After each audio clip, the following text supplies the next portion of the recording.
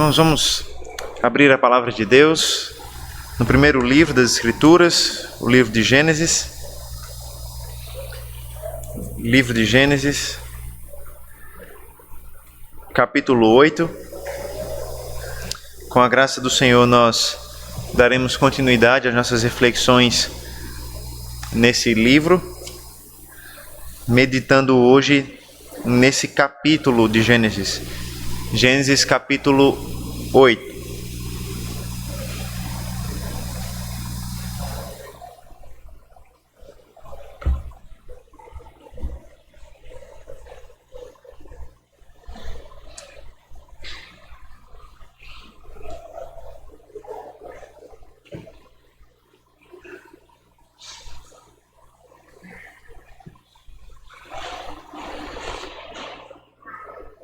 A princípio, eu farei a leitura dos versículos de 1 a 5, mas ao longo da exposição nós vamos ler os demais versículos.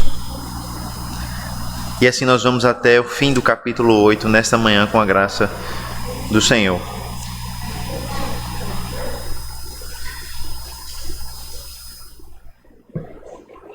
Gênesis 8, assim diz a palavra de Deus.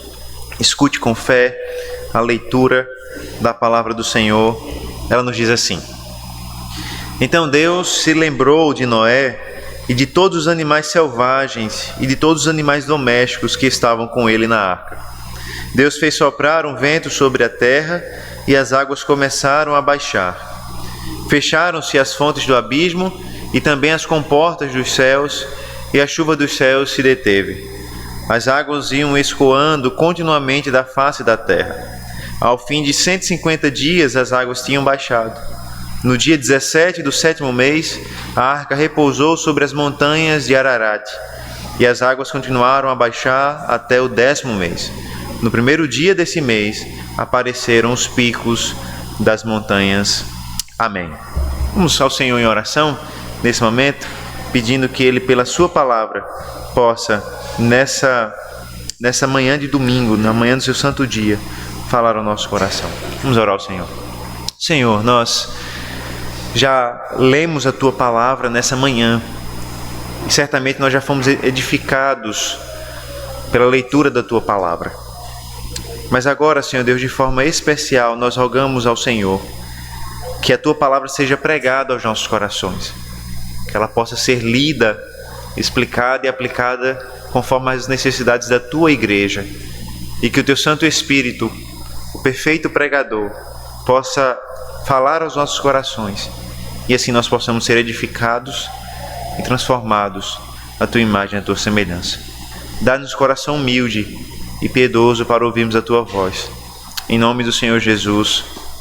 Amém. Amém. Irmãos, meditando nesses últimos capítulos de Gênesis, nós temos visto como a humanidade chega a um ápice terrível de maldade e de perversidade no mundo.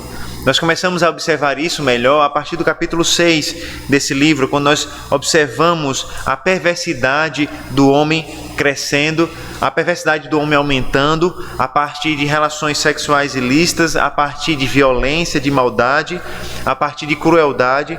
E nesse contexto, então, Deus anunciou o seu juízo, a sua condenação sobre o mundo, o seu juízo sobre aqueles que estavam cometendo pecados tão graves como o casamento entre as filhas dos homens e os filhos de Deus.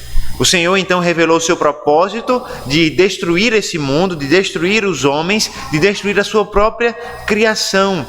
E nesse contexto nós observamos que Deus anunciou palavras de juízo, de condenação, porém, nesse mesmo anúncio de juízo e condenação, havia também o anúncio da salvação, o anúncio de que Deus continuaria preservando a sua descendência escolhida, que Ele continuaria cumprindo as promessas do Senhor. Em meio ao juízo por causa do pecado, então Deus anunciou a salvação através da construção de uma arca. E nessa arca, então, seria salvo não só Noé, mas a sua família e alguns animais da terra. Então, o dilúvio de fato chega no capítulo 7, nós vemos as águas do dilúvio com grande destruição prevalecendo sobre a terra, elas inundam a terra e trazem destruição sobre a criação. E nós começamos a perceber que o próprio dilúvio é de fato uma reversão da criação. É como se tudo aquilo que Deus criou em Gênesis 1 e 2 estivesse sendo desfeito como consequência do pecado do homem, como consequência do juízo de Deus sobre o pecado do homem. Nós vimos também que Noé faz seus preparativos, ele se prepara com a sua família, ele leva os animais até a arca, ele mesmo com a sua família entra na arca. O texto de forma muito bela diz que Deus fecha a porta da arca e então eles são salvos através das águas do dilúvio. E nós aprendemos que as mesmas águas que trazem juízo e condenação sobre a terra são as mesmas águas que Deus usa para salvar a sua descendência escolhida. E nós vimos como isso é compreendido pelo Novo Testamento como uma semelhança com o batismo. Porque a mesma água do batismo que simboliza a nossa morte para o pecado, simboliza também nossa ressurreição para uma nova vida em Cristo Jesus. Hoje nós veremos a continuação da história do dilúvio. Na verdade, nós veremos o fim dessa história, ou pelo menos o fim do dilúvio em si. E nós veremos que nessa segunda parte do dilúvio, chegando-se ao fim do dilúvio, Deus se lembra das suas promessas e mantém a sua graça sobre a criação. Em resumo, é sobre isso que nós meditaremos nessa manhã. Deus lembra das suas promessas e Ele mantém a sua graça sobre a criação. Nós vamos ver isso em dois momentos.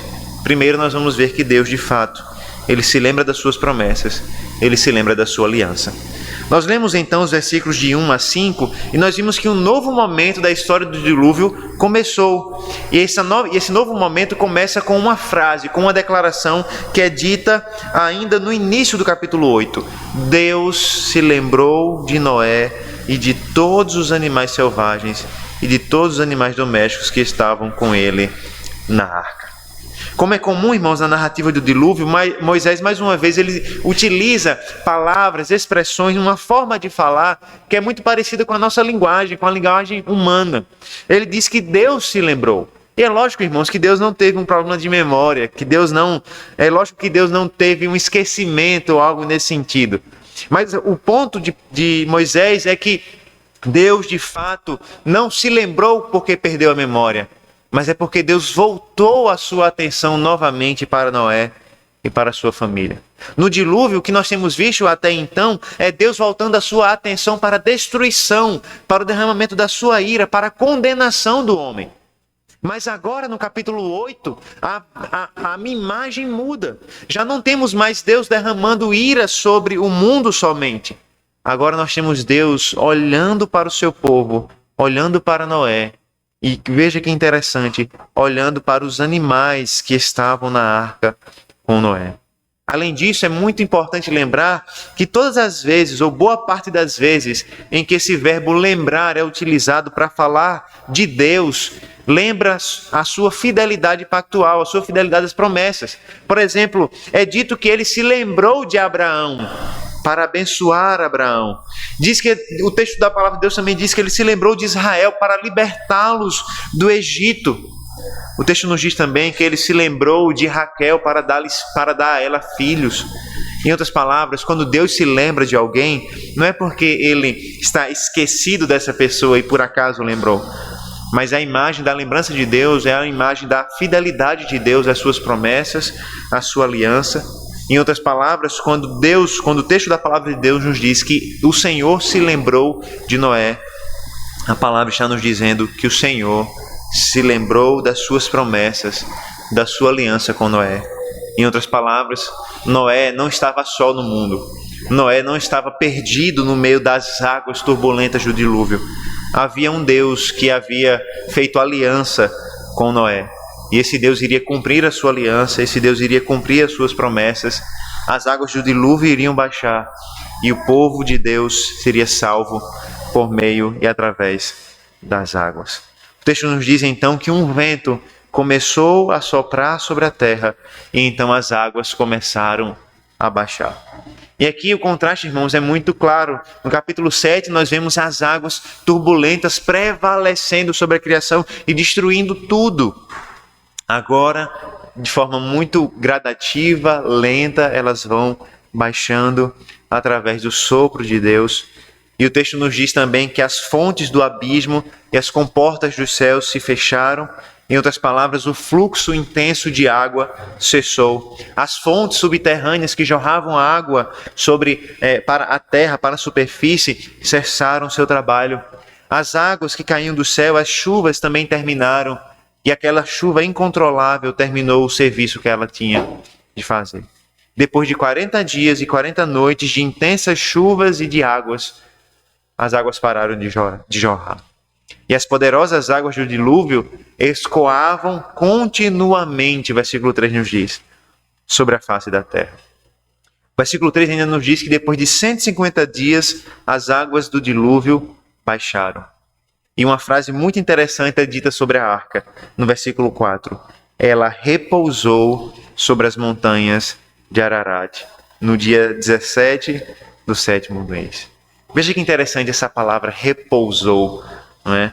É um trocadilho ao que tudo indica, porque o nome Noé significa repouso, descanso, e o texto nos diz que ela repousou, que ela encontrou um lugar para repouso. Essa frase, essa palavra vai ser repetida também quando falar sobre a pomba, porque ela não encontra na terra ainda local para repousar, mas a arca encontrou lugar para repousar.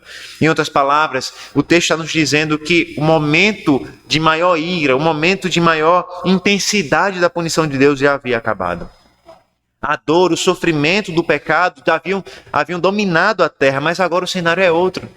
Agora Deus está apaziguando a situação. Agora Deus está soprando o seu vento, está acalmando as águas, está fazendo com que elas baixem, está trazendo repouso para Noé e para a sua criação. E a arca repousa sobre as montanhas de Ararat. É interessante que essa referência ao Ararat não é a referência a uma montanha em si, mas uma região montanhosa, uma cordilheira de montanhas que fica numa região chamada Ararat, na região da atual Turquia, e que segue ainda um pouco para a Armênia, mas não é uma montanha em si. Em outras palavras, nós não sabemos em que monte, em que montanha a arca de fato parou. Às vezes surgem algumas notícias na internet de que acharam a arca ou acharam a montanha onde a arca parou. Isso não é verdade, porque nós não sabemos que montanha a arca pousou de fato, a arca repousou. O que nós sabemos é que ela parou nessa região montanhosa e em um desses picos, em uma dessas montanhas, a arca descansou. E o fato dela descansar, o fato dela repousar, já mostra que o Senhor estava baixando o nível das águas. O texto nos diz que Noé abriu a janela da arca e ele então começou a fazer alguns testes para encontrar terra seca. Veja, a partir do versículo 6, os testes que Noé começa a fazer. 40 dias depois, Noé abriu a janela que tinha feito na arca e soltou um corvo, o qual, tendo saído, ia e voltava até que se secaram as águas sobre a terra. Depois, Noé soltou uma pomba para ver se as águas já tinham diminuído na superfície da terra. Mas a pomba, não achando lugar para pousar os pés, voltou para junto de Noé na arca, porque as águas ainda cobriam a terra. Noé, estendendo a mão, pegou a pomba e a recolheu consigo na arca e a trouxe de novo para dentro da arca. Noé esperou mais 7 dias e de novo soltou a pomba fora da arca. À tarde, ela voltou a ele, trazendo no bico uma folha nova de oliveira. Assim Noé entendeu que as águas tinham baixado sobre a terra. Esperou mais 7 dias e de novo soltou a pomba. Ela, porém, já não voltou mais para ele. Aqui a sequência é interessante. Depois de 40 dias, Noé abre a janela e solta um corvo. E aqui, irmãos, provavelmente, a gente não tem certeza, mas provavelmente a arca não tinha janelas laterais. A arca tinha apenas uma janela na parte de cima, o que faz indicar que Noé não tinha como ver tão bem como as águas estavam baixando, né? Então ele abria a janela de cima e soltava um animal. Isso é uma dedução, né? O texto bíblico não diz, mas é a dedução que nós podemos fazer. Afinal de contas, o texto vai nos dizer que para ver as águas ele precisa tirar a cobertura da arca para poder assim enxergar, ou seja, a arca não tinha janelas laterais.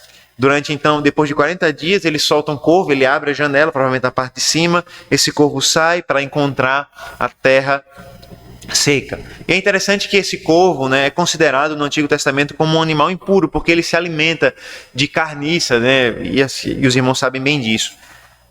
E o texto nos diz que ele ia e voltava, ou, numa melhor tradução talvez, ele ficava rodeando ali, viajando, né? Provavelmente ele consumia alguns cadáveres, né? Resultado do dilúvio, e por isso ele ficava indo e voltando da arca, né? Diferentemente do segundo animal que Moisés solta, que é a pomba, que precisa ir e rapidamente voltar para a arca, porque ela não encontra local para repousar, né? A razão lógica para soltar primeiro o corvo provavelmente é porque o corvo é de fato uma ave mais resistente, né? Ela passa mais tempo, ela consegue passar mais tempo voando sem precisar descansar, e além disso ela provavelmente se alimentava dos cadáveres, coisa que a pomba não deveria fazer. Esse corvo ia e voltava até que finalmente a terra secou e ele não voltou mais. Então, nesse momento, depois de soltar o corvo, que Moisés começa os testes com a pomba nos versículos de 8 a 12. E ele faz 3 ciclos, ou 3 testes de 7 dias.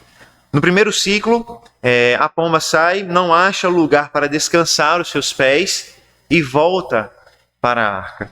É bom notar mais uma vez essa semelhança entre descansar e o nome de Noé. A terra ainda não estava pronta para o descanso que Deus havia dado a ela. Ela então foi, não encontrou descanso e voltou para encontrar descanso na arca. O texto nos diz de forma muito delicada, não é? No versículo 9, que Noé estendeu a mão e ela voltou para a mão de Noé e entrou na arca. E é interessante, irmãos, quando nós lemos o texto do dilúvio, e isso me chamou a atenção, nós vemos que muita coisa do dilúvio é descrita sem muitos detalhes. Muita coisa do que acontece no dilúvio, a Bíblia faz questão de não nos dar detalhes sobre isso.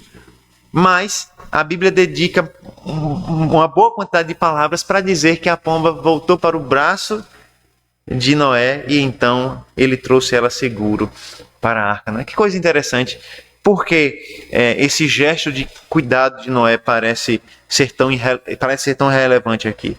Parece que esse relato de como Noé é cuidadoso com os animais serve para mostrar ainda mais a sua piedade, serve para mostrar ainda mais a sua justiça. Afinal de contas, o livro de Provérbios nos ensina que o homem justo, ele sabe cuidar dos animais de forma adequada. Em outras palavras, Noé é descrito aqui como um homem justo, que tem cuidado não só com seus filhos, com a sua esposa, mas que tem cuidado até com a sua criação, com uma pobre ave, com uma pequena ave. Em outras palavras, ele era o homem a quem Deus havia escolhido para dar início à sua nova criação. Um homem que sabia cuidar da sua família e que cuidava também dos animais. Veja que depois então de 7 dias, a segunda viagem, no versículo 10. E na tarde daquele dia, ela voltou, a pomba voltou, e dessa vez ela trouxe no seu bico uma folha nova de oliveira. E aqui, o fato de ser oliveira é importante, né? Porque a oliveira não é uma árvore alta e nem é plantada em lugares altos. Isso parece mostrar que o nível da água estava bem baixo já, né? Ela não traz a folha de uma grande árvore, mas ela traz a folha de uma oliveira, e isso já mostra que o nível da água está bem baixo. É um sinal importante de que a criação estava sendo restaurada, de que já estava quase na hora de Noé, sair da arca de Noé. Ele esperou então mais 7 dias e soltou outra vez, e nesse terceiro teste, nesse terceiro ciclo, a pomba já não volta mais. É interessante, né? Noé guardava o dia do Senhor, porque ele segue a sequência de 7 em 7 dias. Afinal de contas, ele aprendeu isso na criação, quando o Senhor fez o mundo em 6 dias e descansou no 7º. Ele guardava o dia do Senhor e ele de 7 em 7 dias começava os seus trabalhos. O importante é perceber que conforme a pomba viajava nos seus ciclos, a situação mudava. Na primeira viagem, ela não tinha onde pousar e voltou. Na segunda viagem, ela traz uma indicação de que o mundo estava voltando ao normal. E na terceira viagem, ela já não volta mais. E a dedução lógica disso é que ela encontrou um local onde pousar, onde criar o seu ninho ali. As águas finalmente secaram e finalmente o solo se tornou enxuto. Veja os versículos 13 e 14. Aconteceu que no primeiro dia do primeiro mês do ano, 601, as águas que estavam sobre a terra secaram. Então Noé removeu a cobertura da arca e olhou, e eis que o solo estava enxuto. E aos 27 dias do segundo mês, a terra estava seca. Veja que as datas aqui são bem exatas, né? No primeiro dia do primeiro mês do ano 601, as águas do dilúvio secaram e Noé decidiu desembarcar. Ele remove a cobertura, né, para ver o solo como estava, e depois disso ele viu que o solo de fato estava enxuto. Mas é interessante, irmãos, se vocês repararem, vão observar que entre o versículo 13, onde ele olha para a terra e vê que ela está enxuta, e o versículo 14, onde ele de fato sai, demora 2 meses ou quase 2 meses para que Noé saia da arca, mesmo depois da terra já estar enxuta. E aqui, irmãos, essa demora parece ser mais uma vez uma demonstração do caráter bom de Noé, de como ele era fiel a Deus, de como ele era obediente a Deus. Imagine Noé passando todos aqueles dias na arca. Pense em Noé passando todos aqueles dias no meio daquelas águas turbulentas, sem poder sair para lugar algum. E quando a terra de fato se torna seca, quando a terra de fato está enxuta, e ele então poderia sair, ele decide aguardar pacientemente até a ordem de Deus. Noé não sai da arca com a sua família até que o Senhor dê ordens para que ele saia. Noé, a sua família e os animais foram preservados. E Noé, com muita paciência, aguarda o momento em que Deus decide que ele deve sair. Muitas vezes nós somos apressados para tomar decisões, porque nós achamos que nós já temos todos os dados necessários para tomar essas decisões. Afinal de contas, talvez se nós fôssemos Noé, nós olharíamos para a terra seca e diz, não, o dilúvio já passou, a terra está seca, agora é construir vida nova e assim por diante. Mas Noé nos mostra mais uma vez a sua piedade, quando ele aguarda a ordem de Deus para sair. Isso nos ensina, irmãos, que o quanto nós devemos ser pacientes, o quanto nós devemos levar em consideração a vontade de Deus nas nossas decisões e na forma como nós vamos agir. Noé, depois de tantos dias, de tantos meses na arca, ele continua esperando até o momento da vontade de Deus. O que nós podemos observar até aqui é que Noé sabe muito bem que Deus se lembrou dele. Noé sabe que Deus é fiel à sua aliança, que Deus é fiel às suas promessas, e por isso Noé não tem temor algum de aguardar em Deus, de esperar em Deus, porque Noé sabe que ele lembrou da sua aliança com a sua descendência escolhida e que ele manteria sua graça sobre a criação. E é exatamente esse segundo ponto, Deus mantém a sua graça sobre a criação, que nós veremos a partir do versículo 15. A partir do versículo 15, então, Deus de fato dá finalmente a ordem para que Noé saia da arca. Então Deus disse a Noé, saia da arca você, a sua mulher, os seus filhos e as mulheres dos seus filhos. Faça sair também todos os animais que estão com você, tanto as aves como o gado e todo animal que rasteja sobre a terra, para que povoem a terra, sejam fecundos e nela se multipliquem. Saiu, pois, Noé com os seus filhos, a sua mulher e as mulheres dos seus filhos. E também saíram da arca todos os animais que rastejam, todas as aves e tudo o que se move sobre a terra, segundo as suas famílias. Veja que as palavras, irmãos, desses versículos, eles nos fazem perceber com ainda mais nitidez como o mundo depois do dilúvio era muito parecido com o mundo depois de ter sido criado em Gênesis 1 e 2. É claro, irmãos, que o mundo depois do dilúvio já havia sido contaminado com o pecado, ao contrário da criação. Mas eu quero que você perceba junto comigo que Moisés ele faz questão de comparar o mundo depois do dilúvio e o mundo da criação. E a razão para isso, irmãos, é muito clara. O que Moisés está descrevendo aqui é a criação de um novo mundo. Em outras palavras, o dilúvio vem para desfazer a criação de Deus e para criar um mundo novo, para criar uma nova terra, uma nova criação. Por exemplo, como nós já vimos, o mundo restaurado, ele é restaurado a partir da ação de um vento, do Espírito, do sopro de Deus sobre as águas, assim como foi em Gênesis 1. É interessante que o comentarista afirma que assim como a destruição pelo dilúvio é descrita como uma reversão da criação, o mundo depois do dilúvio é descrito como uma recriação, uma nova criação. E aqui nós temos um novo mundo, irmãos. Nós temos um mundo que agora veio depois da catástrofe, que é fruto da ação do Espírito de Deus, do sopro de Deus sobre as águas, onde nós temos um novo Adão, um homem que é dito a ele que ele deveria povoar a terra, multiplicar sobre a terra, um mundo no qual os animais são espalhados. E o versículo 17 nos diz que os animais deveriam povoar a terra, ser fecundos e se multiplicarem nela. Essas mesmas palavras foram ditas para os animais na criação. Deus disse para os animais: se multipliquem, cresçam, sejam fecundos sobre a terra. E agora ele diz novamente para os animais. Como nós vamos ver no capítulo 9, essas mesmas palavras vão ser ditas para Noé e seus filhos.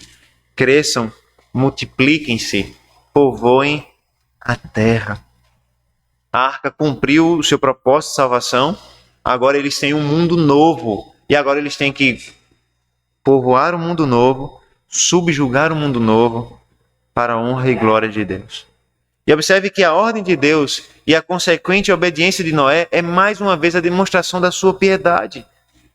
E aqui Calvino ele diz palavras muito bonitas quando ele fala: quão grande deve ter sido a coragem do homem que depois do incrível cansaço de um ano inteiro, quando o dilúvio cessou e uma nova vida brilhou, ainda não moveu um pé para fora do seu sepulcro sem a ordem de Deus.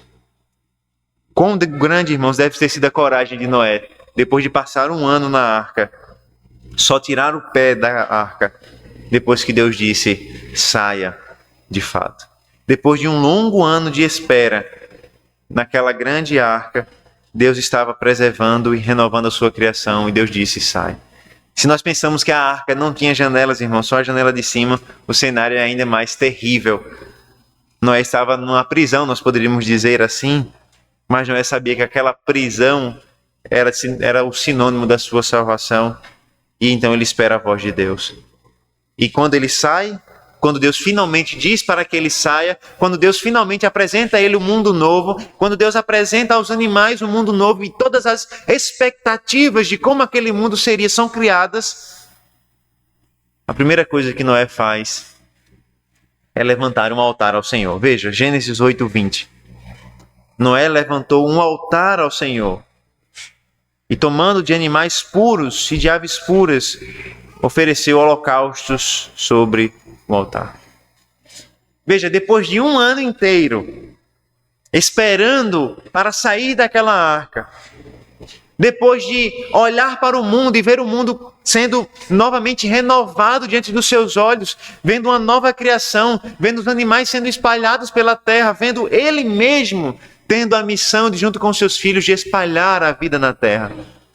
A primeira coisa que Noé faz não é construir uma casa, não é plantar uma vinha, ele vai fazer isso, mas ele faz depois. Não é criar um aprisco para os animais puros, para as ovelhas. A primeira coisa que Noé faz é levantar um altar ao Senhor e oferecer sacrifícios a Deus. Isso nos mostra mais uma vez o caráter piedoso e justo de Noé. Noé não tinha em primeiro plano os seus objetivos pessoais, mas ele compreendia de fato que seu dever primeiro, como aquele que foi criado e salvo pelo Senhor, era adorar o Senhor e glorificar a Ele. E é interessante, irmãos, que muitas vezes a forma como nós lidamos com aquilo que Deus nos dá demonstra muito a respeito do nosso coração.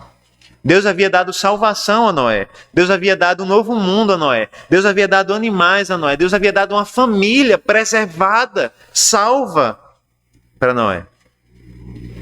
E ele poderia ter utilizado todas essas coisas para a sua alegria, como de fato ele fez posteriormente.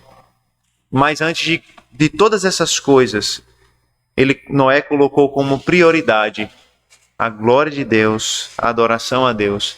E a primeira coisa que ele faz quando sai da arca é cultuar ao Senhor junto com a sua família. Isso nos diz muito, ou pelo menos deveria nos dizer muito, sobre como nós lidamos com aquilo que Deus nos dá, com aquilo que nós temos.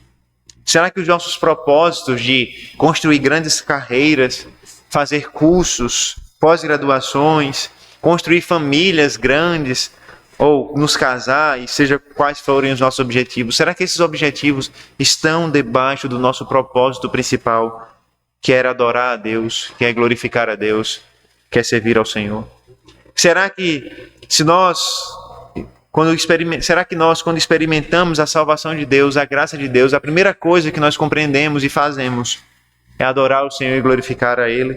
Ou será que logo nós nos perdemos com as demandas do nosso trabalho, com as demandas da nossa família, e assim nós não temos muito tempo para vir à igreja, nós não temos muito tempo para participar dos cultos no domingo, nós não temos muito tempo para orar, para ler a Bíblia, porque todas as coisas que Deus nos dá são usadas para sufocar o próprio relacionamento que nós temos com Deus. Noé sabia muito bem o que era principal. E diante de um novo mundo, diante de um novo momento da sua vida, a primeira coisa que ele faz é adorar a Deus e glorificar a Deus. Os holocaustos, então, apresentados a Noé, é a prova da sua piedade, da sua justiça. E essa palavra, irmãos, holocausto, é uma palavra que se refere a um tipo de sacrifício que era realizado no Antigo Testamento. Os irmãos vão lembrar que no Antigo Testamento vários tipos de oferta existiam e alguns tipos de sacrifício existiam. E existiam alguns sacrifícios que algumas partes dos animais eram queimadas e outras não.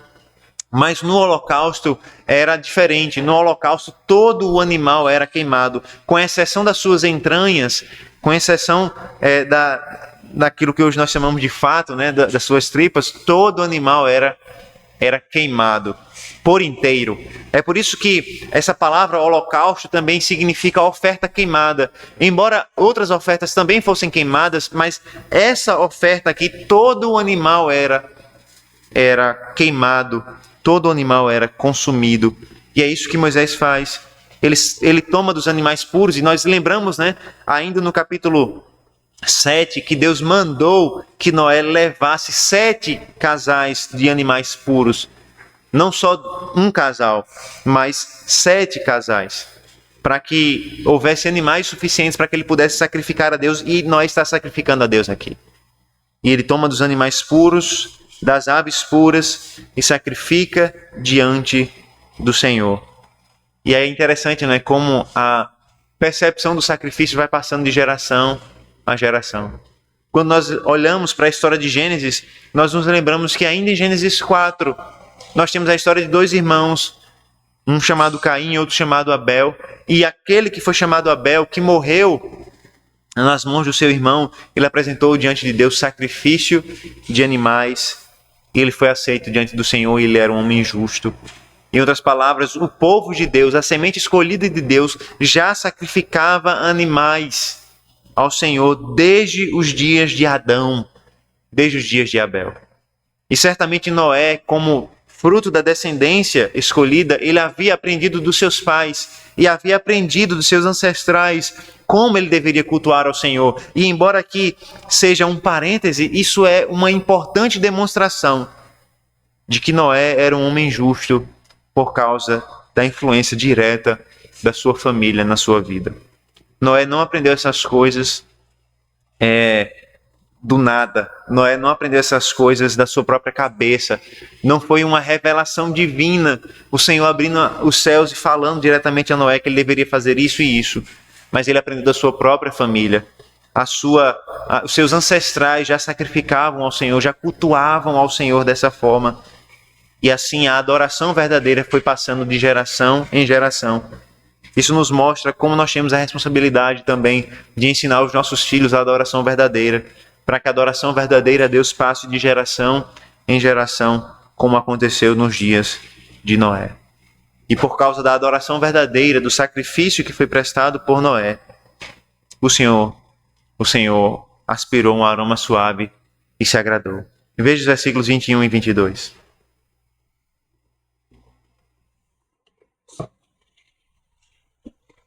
E o Senhor aspirou o aroma agradável e disse consigo mesmo: nunca mais vou amaldiçoar a terra por causa das pessoas, porque é mau o desígnio íntimo do ser humano desde a sua mocidade.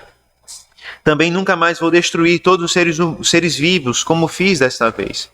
Enquanto durar a terra, não deixará de haver semeadura e colheita, frio e calor, verão e inverno, dia e noite.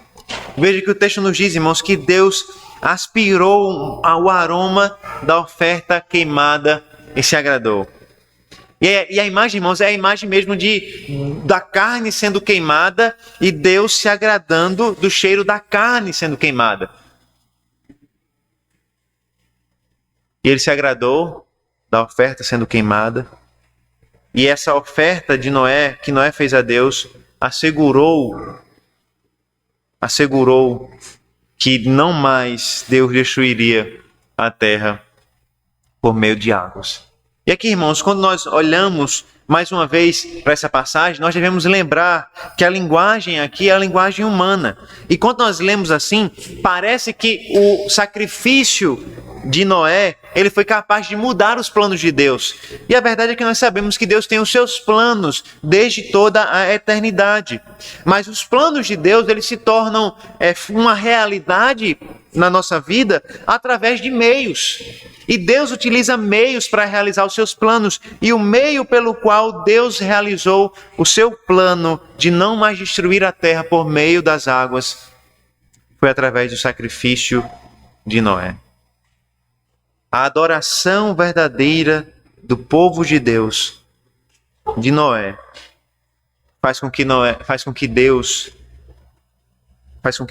afirme claramente que a terra não mais experimentaria aquela destruição que ela experimentou um dia no dilúvio. É interessante que no versículo 21, o texto nos diz as palavras de Deus: nunca mais vou amaldiçoar a terra por causa das pessoas, porque é mau o desígnio íntimo do ser humano desde a sua mocidade. E essas palavras, irmãos, são palavras difíceis um pouco de traduzir pela construção no texto original, e nós temos basicamente duas possibilidades para compreendermos. E a dificuldade está justamente nessa conjunção aqui que é traduzida por quê? Não é? A primeira opção é essa que a tradução que nós temos em mão nos dá. Nunca mais vou amaldiçoar a terra por causa das pessoas, porque é mau o desígnio íntimo do ser humano desde toda a mocidade. É como se Deus estivesse dizendo: olha, eu não vou mais destruir a terra dessa forma, porque o homem continua sendo mau. Noé vai pecar, os filhos de Noé pecarão, a descendência pecadora, a descendência dos ímpios continuará prevalecendo sobre a terra. E por isso, então, Deus teria dito que não iria mais destruir a terra dessa forma, porque, afinal de contas, o homem continua trazendo mal sobre a face da terra. Mas existe uma segunda possibilidade que eu creio ser mais razoável, embora nós não tenhamos plena certeza, mas é mais razoável ler essa conjunção não como porquê, mas como embora. Em outras palavras, ficaria assim: nunca mais vou amaldiçoar a terra por causa das pessoas, embora seja mau o desígnio íntimo do ser humano desde a sua mocidade. Em outras palavras, Deus está afirmando aqui que ele não mais iria destruir a terra da forma como ele destruiu no dilúvio, mesmo com a perversidade da humanidade.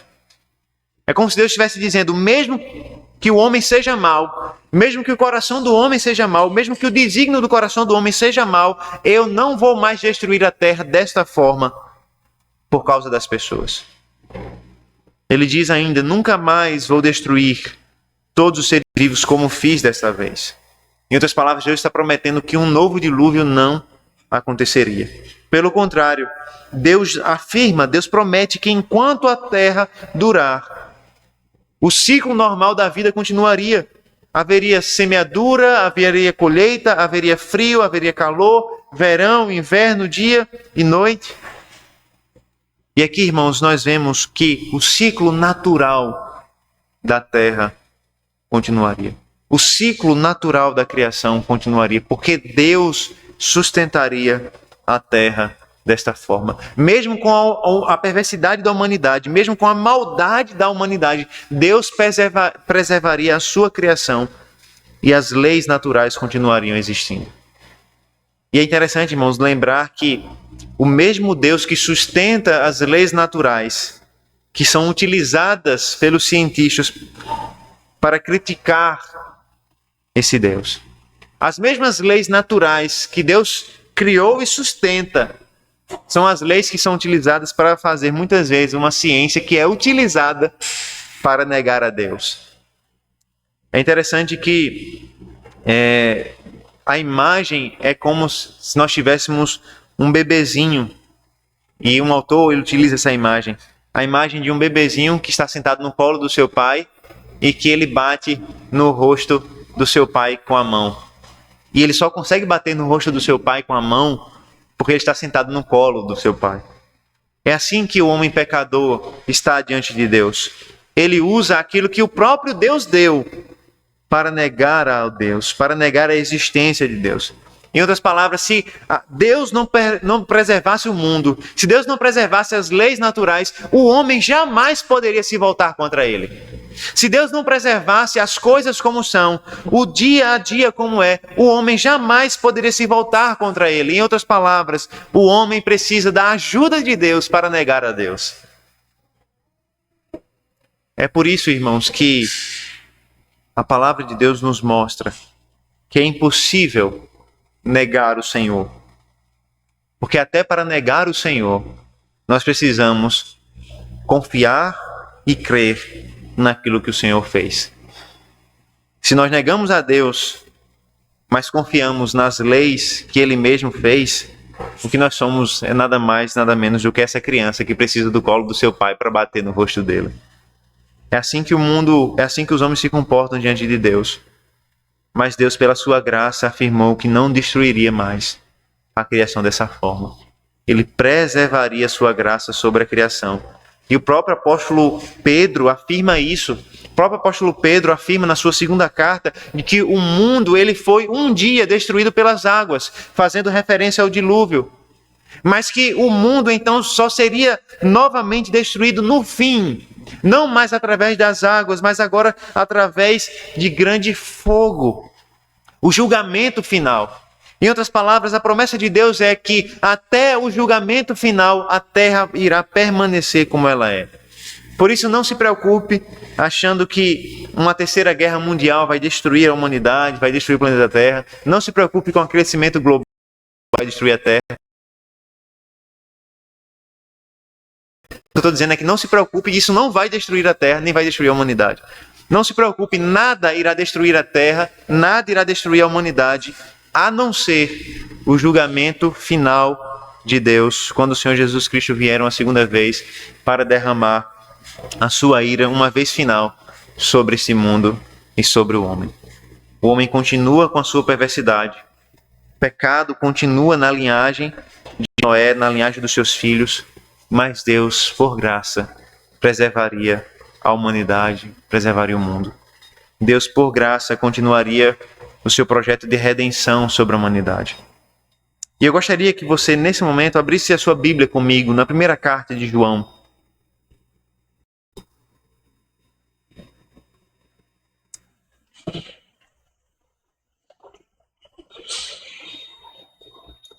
Porque eu creio que nessa primeira carta nós temos um testemunho de que o sacrifício que foi prestado por Noé não foi aceito simplesmente por causa de Noé, mas porque o sacrifício prestado por Noé revela ou anuncia como de fato Deus tem a sua ira apaziguada. 1 João capítulo 2, nós vamos ler os versículos 1 e 2.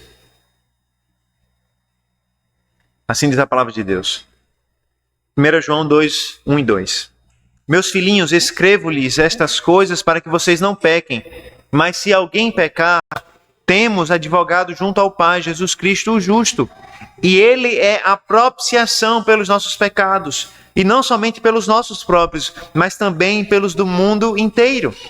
Aqui, irmãos, veja que o apóstolo João está nos dizendo, irmãos, o meu desejo para vocês é que vocês não pequem, mas se vocês pecarem, vocês devem lembrar que vocês têm um advogado. Um advogado que não só defende o réu como um mediador, mas um advogado que é a própria propiciação pelos nossos pecados.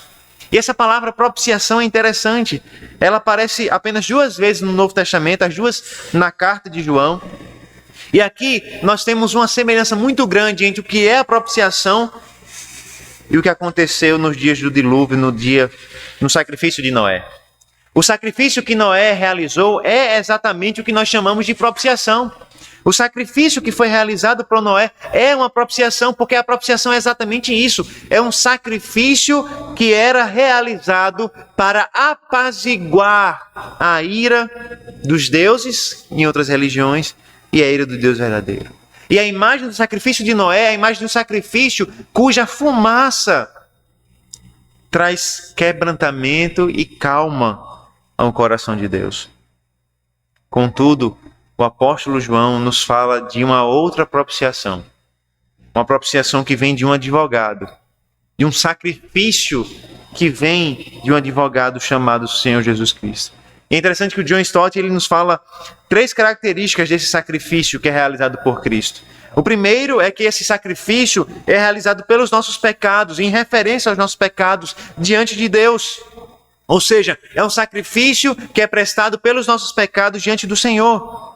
Mas o segundo ponto é que esse sacrifício é o próprio Senhor Jesus Cristo. Ao contrário de Noé, que ofereceu os animais para serem sacrificados, para serem queimados ali, é o próprio Senhor Jesus Cristo que é oferecido diante de Deus. Mas a terceira característica dessa propiciação é que é o próprio Senhor, o próprio Deus, que providencia o sacrifício e a propiciação do Senhor Jesus Cristo. Ao contrário do sacrifício prestado por Noé, o sacrifício que é prestado por Cristo é um sacrifício que o próprio Deus traz para apaziguar a sua própria ira. E aqui, irmãos, nós vemos em diversas religiões espalhadas pelo mundo essa imagem de propiciação, as pessoas oferecendo ofertas, sacrifícios para acalmar um Deus irado. Mas o sacrifício prestado por Cristo, a propiciação bíblica, é o próprio Deus ofertando o seu próprio Filho para apaziguar a sua ira. Quando Deus olha para o homem e afirma em Gênesis 8 que o coração do homem continua de forma permanente mau, esse Senhor, esse Deus sabe que ele precisa providenciar um sacrifício capaz de apaziguar a ira dele diante do pecado. E o único sacrifício capaz de apaziguar a ira de Deus diante do pecado é o sacrifício do Senhor Jesus Cristo. Ele é tão capaz que o próprio João nos diz que essa propiciação não é só pelos nossos pecados, mas pelos pecados do mundo inteiro. E o Thomas Boston, quando ele lê essa afirmação, ele diz o seguinte: havia virtude e eficácia no sacrifício de Cristo para satisfazer a justiça pelos pecados de todo o mundo, na verdade, ainda por milhões de outros mundos. Ou seja, ainda que existissem diversos universos com diversos mundos, ainda assim o sacrifício de Cristo seria suficiente para apaziguar a ira de Deus e para satisfazer a justiça de Deus. Quando nós olhamos para o sacrifício de Noé, nós vemos o sacrifício aceito por Deus, mas a declaração de Deus de que o homem continua sendo mau. Diante dessa declaração, somente o sacrifício que o próprio Deus providencia, somente o sacrifício do seu próprio Filho, poderia satisfazer a justiça de um Deus que é santo. Por isso, ao olharmos para a história do dilúvio, nós devemos rapidamente voltar ao Senhor Jesus Cristo. Porque o sacrifício de Cristo é o sacrifício que de fato satisfaz a justiça de Deus. É o sacrifício que de fato traz perdão e salvação para as nossas almas. Por isso, creia no Senhor Jesus Cristo. Deus anunciou que iria preservar o mundo até o julgamento final. Mas esse julgamento virá. E nesse dia, o mundo será destruído não mais por águas, mas por fogo. E nesse dia só haverá um único sacrifício que é capaz de nos salvar e de nos perdoar. E não é um sacrifício que você pode oferecer, não é um sacrifício que eu posso oferecer. É somente o sacrifício de Cristo. No dia em que o Senhor Jesus Cristo, o próprio Deus, voltar para julgar esse mundo, apenas um sacrifício será aceito. Apenas um sacrifício é capaz de apaziguar a ira de Deus. E é o sacrifício do Senhor Jesus Cristo.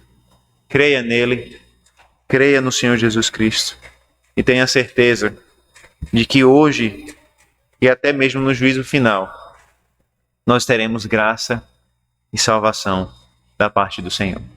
Vamos orar a Ele nesse momento? Senhor, nós oramos ao Senhor, agradecidos porque no dilúvio nós temos uma grande demonstração do Teu poder, do Teu juízo sobre a criação.